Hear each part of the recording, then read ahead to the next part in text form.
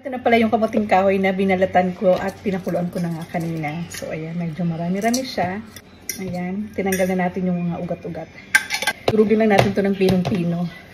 Lagyan na natin yung butter.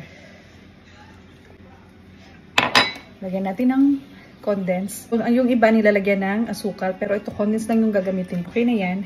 At lalagyan natin ng cheese. Ayan, gaganyan na lang natin. Haluin. Hanggang sa ito magsangkot siya na lahat. A few moments later. Tapos ganyan din lang. Flat lang natin. Ganyan lang. Kaartehan ng onte. Tapos pagbulan natin ng onte pang cheese. Ayan na ang ating linupak na kamuting kahoy. Looks yummy na. Ready to eat na. Magmerienda tayo. Kagawa muna ako ng kape. Ang sarap ng linupak na kamuting kahoy.